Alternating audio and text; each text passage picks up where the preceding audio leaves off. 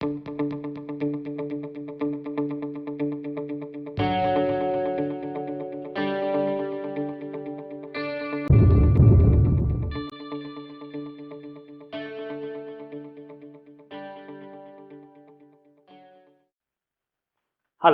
and welcome to Youth Inspired YouTube channel. तो finally हम लोग स्टार्ट कर रहे हैं इंग्लिश लर्निंग सीरीज। मुझे पता है आपका मेरे से पहला प्रश्न क्या होने वाला है। आप यही सोच रहे होंगे ना, इस इंग्लिश सीरीज में हम क्या सीखने वाला है। और जो मेरे पुराने स्टूडेंट्स हैं, आई नो आप लोग ऑलरेडी जानते होंगे हम लोग क्या सीखने वाले हैं, बट ऐसा नहीं है, आप भी नहीं जानते हम क्या सीखने वाले हैं। राइट, मैं आपको इंग्लिश बोलना नहीं सिखाने वाला, ना ही मैं आपको ये सिखाने वाला हूँ कि आप इंग्लिश लिखना कैसे सीखेंगे। तो मैं आपको सिखाने क्या वाला हूँ, देखिए मैं आपको देने वाला हूँ इंग्लिश की समझ, understanding of English. Now what is this understanding of English? मैं आपको समझाता हूँ। If I am speaking English right now and it makes you think that I am translating it from any other language, then you are wrong. मैंने आपसे कहा कि अभी मैं इंग्लिश बोल रहा हूँ, और अगर आप ऐसा सोचते हैं कि मैं इसको किसी और भाषा से ट्रांसलेट कर रहा हूँ, तो आप गलत सोच रहे हैं। क्योंकि मैं जानता हूं मैं क्या बोलना चाहता हूं, और मैं उसको डायरेक्टली बोल रहा हूं, मैं किसी भाषा से उसको ट्रांसलेट नहीं कर रहा। वह सारे लोग जो इंग्लिश फराटेदार बोल सकते हैं, वो किसी भाषा से उसको ट्रांसलेट नहीं करते। अब आप समझने की कोशिश कीजिए, जैसे आप और मैं, हम हिंदी बोलते हैं, तो क्या हम हिंदी को किसी और भाषा से ट्रांसलेट कर रहे हैं? बिल्कुल नहीं। इसी तरीके से इंग्लिश की भी एक समझ होती है, वो समझ जो एक छोटा बच्चा एक ऐसे एनवायरनमेंट में जब बड़ा होता है जिसमें इंग्लिश सुनता है, इंग्लिश बोलता है, तो उसको इंग्लिश की समझ आ जाती है। तभी तो देखते हैं हम छोटे छोटे जो अंग्रेजों के बच्चे होते हैं, वो कितनी तेज और फराटेदार इंग्लिश बोल पाते हैं। नहीं, यही समझ हमें डेवलप करनी है। अब हम वापस से तो छोटे नहीं हो सकते ना, या किसी ऐसे एनवायरनमेंट में जाकर रहे जहां पर इंग्लिश सुने और इंग्लिश बोले और फिर समझे। राइट, हमें इंग्लिश किन चीजों के लिए चाहिए? हम पढ़ाई करते हैं। आप 7th क्लास से बड़े बच्चे हो सकते हैं, 7th क्लास से छोटे बच्चे भी इस कोर्स का बेनिफिट उठा सकते हैं। पर मैंने 7th क्लास और उससे बड़े बच्चे इसीलिए कहा है क्योंकि इतनी उम्र के बच्चे बैठ करके वीडियो से सीख सकते हैं। छोटे बच्चों के साथ या तो पेरेंट्स को बैठना पड़ेगा, या पेरेंट्स को सीख करके या टीचर्स को सीख करके फिर बच्चों को सिखाना पड़ेगा। राइट, तो ये कोर्स बच्चों के लिए है जो खुद अपने आंसर्स को लिखना चाहते हैं। मैं जानता हूँ बच्चे स्टोरी समझ जाते हैं, उनको हिंदी में स्टोरी समझा दी जाती है, पर जब क्वेश्चन आंसर्स को लर्न करने की बात आती है तो उनको उसको आखिर में रटना ही पड़ता है, क्योंकि उनकी समझ जो है वो इंग्लिश भाषा की नहीं है। They can't understand English, they only think in Hindi. और अगर वो आंसर लिखेंगे भी तो वो उसको इंग्लिश में नहीं लिख पाएंगे, या फिर कितनी बार बच्चों को प्रश्न ही नहीं पता होता है। बच्चे क्लास में पढ़ना तो सीख जाते हैं, they can read English well, बच्चे इंग्लिश को बड़ी अच्छी तरीके से पढ़ सकते हैं, पर जब उस क्वेश्चन को पढ़कर या इंग्लिश को पढ़कर उसको बताने की बारी आती है कि आप इसको पढ़कर समझे क्या, तो पता चलता है कि बच्चा तो इंग्लिश समझ ही नहीं पा रहा है। यही समझ मैं आपको देना चाहता हूँ। तो ये कोर्स बच्चों के लिए है जो ट्रांसलेट करना चाहते हैं, अपनी सोच को हिंदी से इंग्लिश में लिखना चाहते हैं, या फिर जो इंग्लिश की सोच चाहते हैं, समझ चाहते हैं। सिर्फ छोटे बच्चे ही नहीं, बड़े बच्चे जो काफी सारे एग्जाम्स लिखते हैं, जैसे यूपीएससी, पीसीएस एटसेट्रा, एसएससी में भी एसेज, लेटर्स जब लिखने होते हैं, हाउ विल यू राइट? एक एग्जामिनेशन पॉइंट ऑफ व्यू से भी एक एग्जामिनर आपसे क्या चाहता है? एग्जामिनर आपसे यह चाहता है कि आप अपनी सोच उसमें डालो। आप क्या सोचते हो? वो ये नहीं चाहता कि आप किसी बहुत अच्छी मैगजीन, किसी बहुत अच्छे न्यूज़पेपर की कुछ लाइन्स उठा के वहां छाप दो। नहीं, आपके पास जो एक मस्तिष्क है उसको इस्तेमाल करके आप जो सोच रहे हो, आप जो सोच रखते हो, वो आप उस आंसर में डालो। यह एग्जामिनर चाहता है। राइट, तो ये एग्जामिनेशन पॉइंट ऑफ व्यू से उन बच्चों के लिए जो कॉम्पिटिटिव एग्जामिनेशन की तैयारी करना चाहते हैं। राइट, अब बात आती है स्पोकन इंग्लिश, रिटन इंग्लिश। तो कॉम्पिटिटिव एग्जामिनेशन, जो वनडे एग्जामिनेशन में ग्रामर पूछी जाती है, उसका क्या? देखिए, पूरे English learning syllabus, English learning course को दो पार्ट्स में डिवाइड किया गया है। पहला है बेसिक ट्रांसलेशन और दूसरा है एडवांस ट्रांसलेशन। बेसिक ट्रांसलेशन में हम लोग शब्दों की पहचान करना सीखेंगे, जिसको मैं अभी तक पढ़ाता आ रहा हूं वर्ड रिकॉग्निशन के नाम से। पर बेसिक ट्रांसलेशन में हम सिर्फ वर्ड रिकॉग्निशन ही नहीं सीखेंगे, वर्ड रिकॉग्निशन के साथ साथ, शब्दों की पहचान के साथ साथ हम सीखेंगे बेसिक ट्रांसलेशन यानी टेंसेस का प्रयोग भी।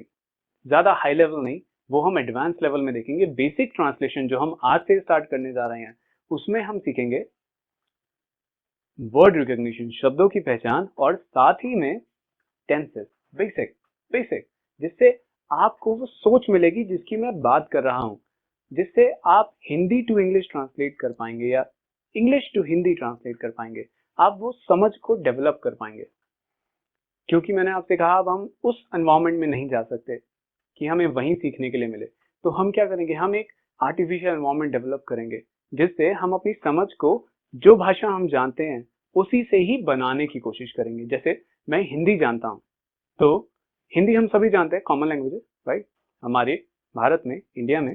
तो हिंदी से हम लोग इंग्लिश सीखने की कोशिश करेंगे। तो जब हम ऐसा कर पाएंगे, जब वो समझ आपकी हिंदी से डेवलप हो जाएगी, तो फिर आपको भी जब आप एडवांस लेवल तक पहुंचेंगे तो आपको हिंदी में सोचकर ट्रांसलेट करने की आवश्यकता नहीं रह जाएगी। आप भी हमारी तरह, मेरी तरह, या जो इंग्लिश बोल पाते हैं उनकी तरह सीधा इंग्लिश में ही सोच पाएंगे, इंग्लिश में ही बोल पाएंगे, इंग्लिश में ही लिख पाएंगे। तो ये सिलेबस को, इस कोर्स को इसी तरीके से डिजाइन किया गया है, राइट।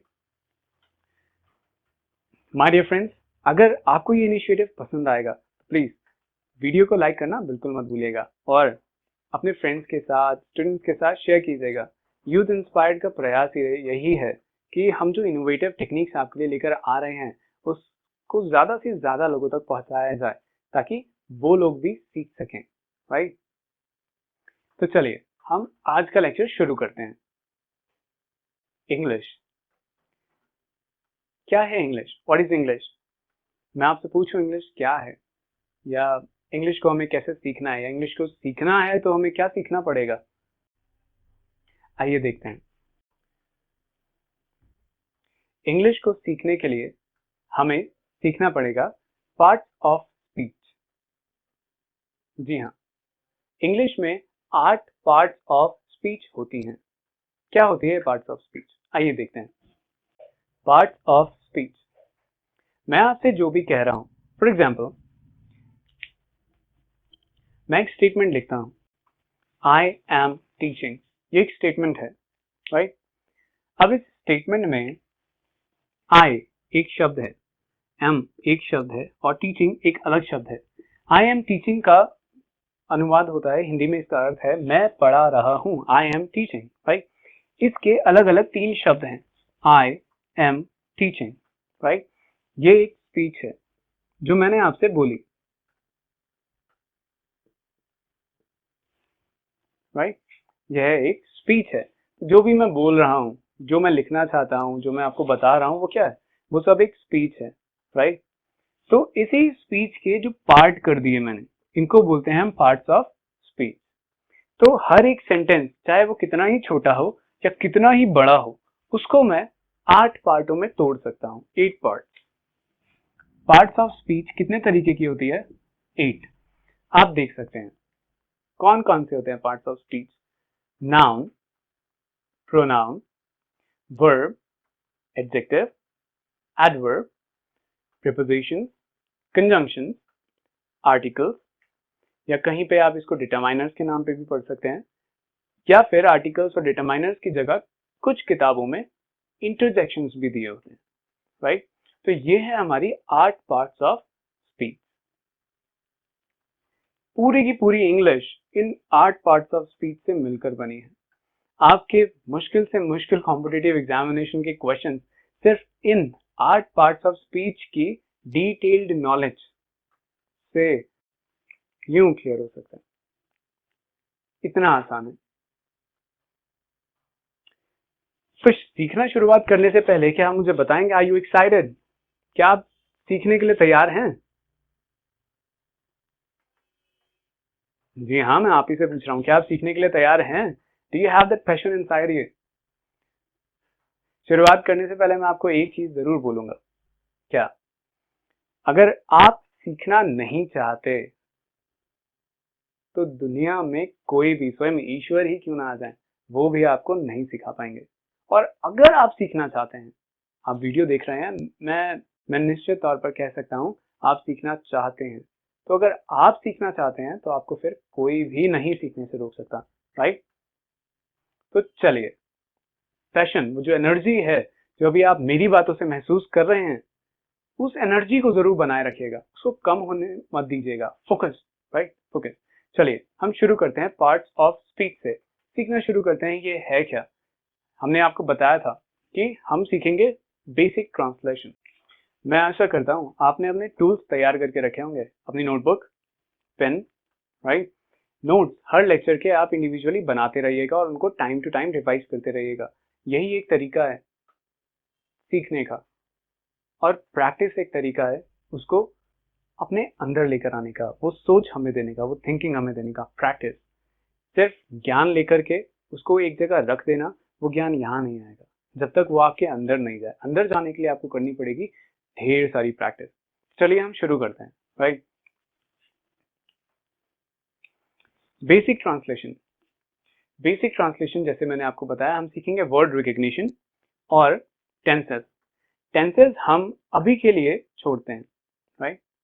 टेंसेस हम एक दो लेक्चर के बाद शुरू करेंगे, क्योंकि टेंसेस को समझने के लिए भी आपको जिसकी समझ चाहिए, आइए आज हम उसे देखते हैं।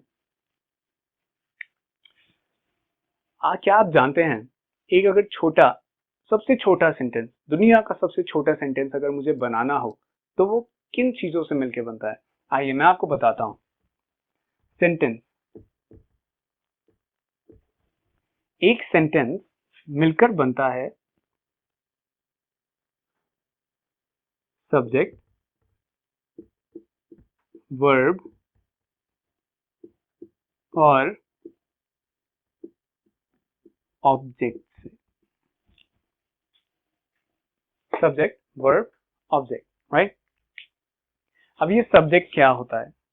अगर हम ये सीख गए सब्जेक्ट क्या है, वर्ब क्या है, ऑब्जेक्ट क्या है, तो हम एक स्टेटमेंट बनाना सीख जाएंगे इंग्लिश का।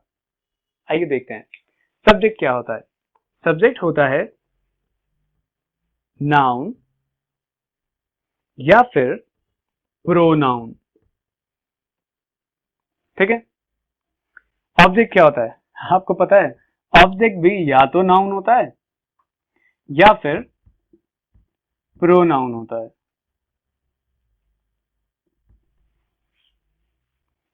सब्जेक्ट भी या तो नाउन है या प्रोनाउन है, ऑब्जेक्ट भी या तो नाउन है या फिर प्रोनाउन है। सो ध्यान से देखिए, अगर मैं ये जान लूं पार्ट्स ऑफ स्पीच में सिर्फ कि नाउन क्या है, प्रोनाउन क्या है और वर्ब क्या है, तो मैं एक सेंटेंस बनाना, एक स्टेटमेंट बनाना सीख जाऊंगा? नहीं, सीख जाऊंगा ना, राइट? तो हम ये समझते हैं पहले कि सब्जेक्ट क्या होता है और ऑब्जेक्ट क्या होता है। बहुत आसान है, देखिए, आई रीड अ बुक, काफी आसान है। आई रीड अ बुक, मैं किताब पढ़ता हूं, राइट? रीड यानी पढ़ता हूं, राइट?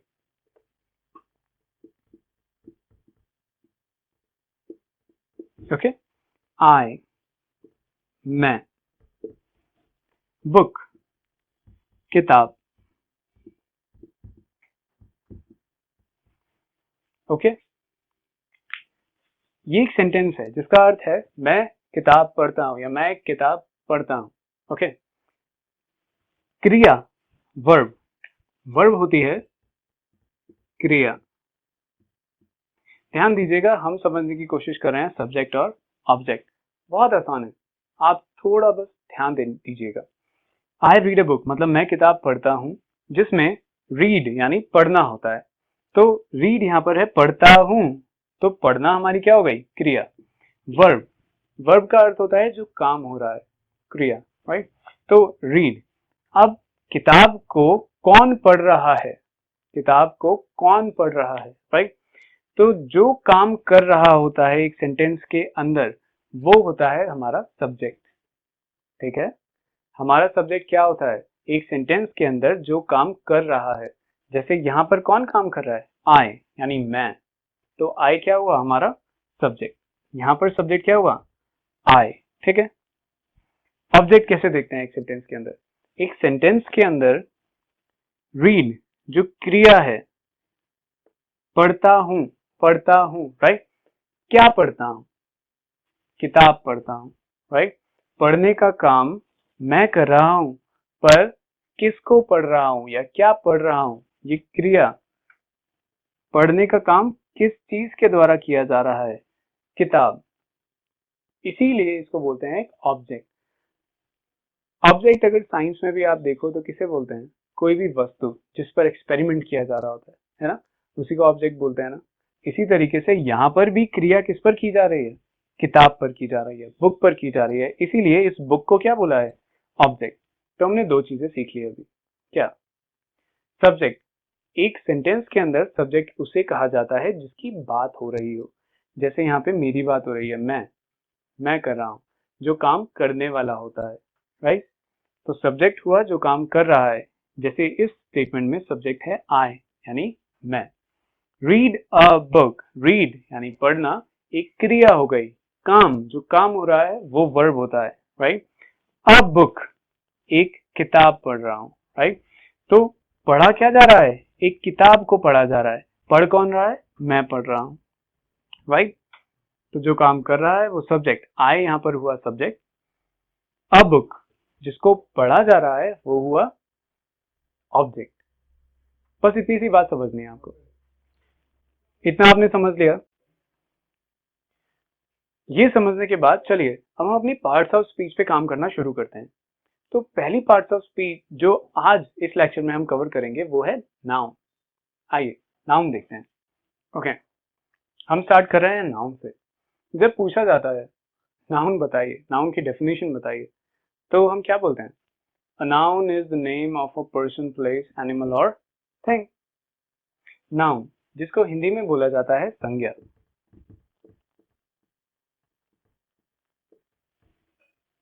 यही पता है हमें, noun is the name of a person, place, animal और थिंग। सही है, ये नाउन होता है, noun is the name of a person, place, animal और थिंग, बट ये ही नाउन नहीं होता। तो मैं आपको कोई डेफिनेशन याद नहीं करवाऊंगा, ये भूल जाओ, बिल्कुल भूल जाओ, नहीं याद रखनी। कोई अगर आपसे दोबारा पूछे नाउन क्या होता है, don't tell them this definition right. मैं आपको बताऊंगा नाउन क्या होता है, पर उससे पहले जरा देखते हैं नाउन कितने प्रकार का होता है। नाउन 5 प्रकार का होता है। कितने प्रकार का होता है, 5। कौन कौन सा, आपके सामने है। Proper noun, common noun, collective noun, material noun और एब्स्ट्रैक्ट नाउन। इन पांचों टाइप्स के बारे में हम एडवांस ट्रांसलेशन में डिटेल में सीखेंगे। यहाँ पर सिर्फ सीखने वाली चीज या याद रखने वाली चीज यही है, अब बस इतना याद रख लीजिए कि नाउन 5 प्रकार के होते हैं। जैसे हमने याद रखा पार्ट्स ऑफ स्पीच कितनी होती है, कितनी होती है, 8। इसी तरीके से यहाँ याद रखिए नाउन कितने प्रकार का होता है, 5 प्रकार का होता है राइट। कौन कौन से होते हैं नाम याद रख लीजिए, मुझे कोई फर्क नहीं पड़ता आपको ये 5 नाम याद है या नहीं याद है, पर अब जो मैं आपको बताने जा रहा हूँ वो आप बिल्कुल याद रखेंगे। मैं आपको क्या बताने जा रहा हूँ, देखिए, a noun is the name of a person, place, animal और थिंग। ये नाउन होता है, मैं ये नहीं कह रहा हूँ ये डेफिनेशन गलत है, पर ये डेफिनेशन नाउन की नहीं है, ये डेफिनेशन होती है सिर्फ प्रॉपर नाउन की। इसीलिए ये डेफिनेशन नाउन को कवर नहीं करती, क्योंकि बाकी 4 प्रकार के नाउन उसमें नहीं आते, कॉमन, कलेक्टिव, मटेरियल और एब्स्ट्रैक्ट। तो इनको याद करने के लिए, सारे के सारे को याद करने के लिए नाउन की क्या डेफिनेशन याद करें, हम नाउन को कैसे पहचानेंगे एक सेंटेंस के अंदर। अगर मैं आपको एक सेंटेंस देता हूं तो आप कैसे पहचानेंगे नाउन क्या होता है, पहचान सकते हैं। ये आपके सामने 5 स्टेटमेंट्स हैं, क्या आप पहचान सकते हैं इसमें नाउन क्या है। आज का हमारा काम यही है, नाउन समझना कि नाउन क्या होता है और इन स्टेटमेंट्स में नाउन को पहचान पाना राइट। अगर आप कर पा रहे हैं, आप पहचान पा रहे हैं, वेल एंड गुड। अगर नहीं पहचान पा रहे हैं तो आइए जरा समझिए और फिर आप तुरंत यूं बता देंगे कि नाउन इसमें से कौन से हैं। देखिए, आपको क्या करना है, आपको 3 शब्द याद रखने हैं। कौन कौन से शब्द? 3 शब्द याद रखिए। पहला शब्द है सी, दूसरा शब्द है टच और तीसरा शब्द है फील। सी, टच, फील, राइट? सी यानी देखना, टच यानी छूना, फील यानी महसूस करना।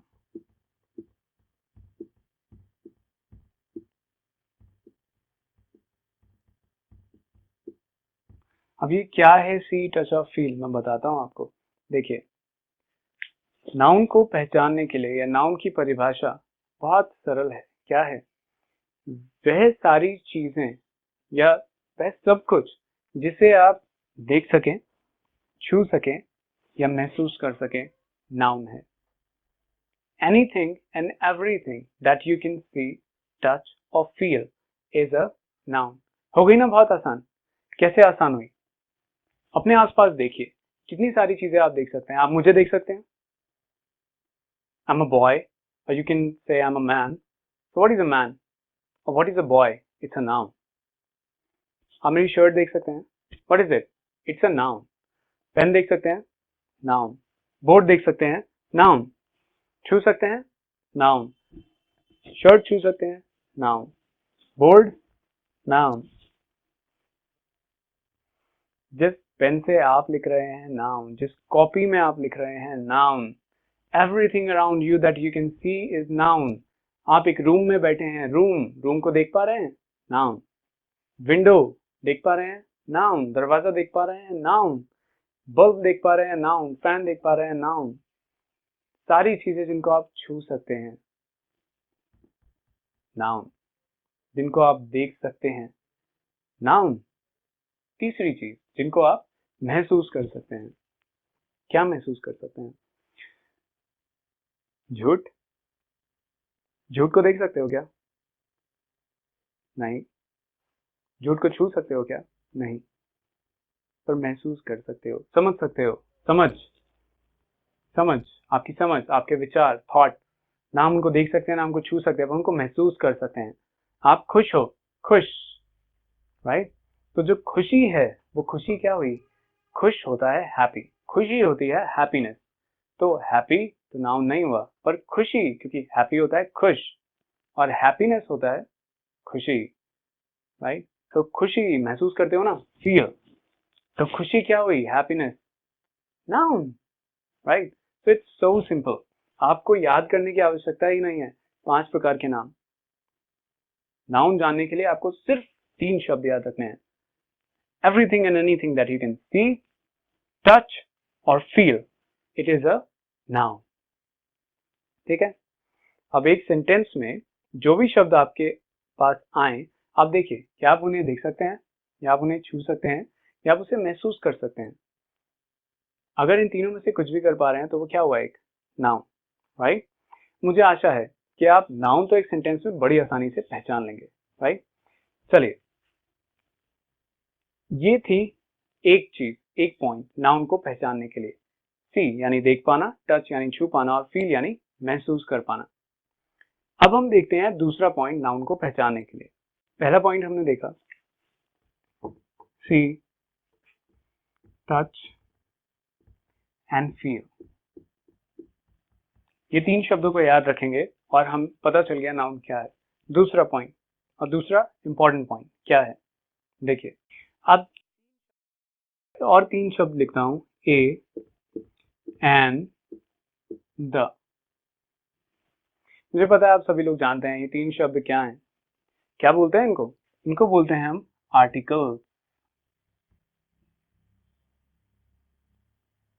इनके बारे में डिटेल में हम बाद में पढ़ेंगे, पर यहाँ पर हम क्या सीखेंगे, यहाँ पर हमें यह सीखना है कि जब भी एक सेंटेंस के अंदर इन तीनों में से कोई भी शब्द आए, राइट, जैसे अभी हमने स्टेटमेंट पढ़ा था, आई रेड अ बुक। क्या इसमें से कोई ऐसी चीज है जिसको आप देख सकते हो? किताब देख सकते हो ना, छू भी सकते हो ना, तो किताब क्या हुई? एक नाउन, राइट। अब मुझे इतना भी सोचने की आवश्यकता नहीं है कि ये देख सकता हूँ या छू सकता हूँ, मैं इसको यूं पहचान सकता हूँ। कैसे? क्योंकि ए के बाद आ रहा है। तो बस सेकंड पॉइंट यही है, हमें एक सेंटेंस के अंदर ए, एन और द, इन तीनों में से कोई भी आर्टिकल ढूंढना है। जैसे मैंने यहाँ पे ढूंढ लिया ए, तो उसके तुरंत बाद जो शब्द आ रहा है या ए के बाद शब्द आ रहा है, राइट, तो ए के बाद वाला जो शब्द होगा वो हमेशा क्या होगा? नाउन। क्या आप मेरी बात समझ पाए? ए अगर आ रहा है, आर्टिकल, अगर एक आर्टिकल किसी सेंटेंस में आ रहा है तो उसके बाद नाउन जरूर आएगा। तो आर्टिकल के बाद वाला शब्द जो होगा वो क्या होगा? नाउन होगा।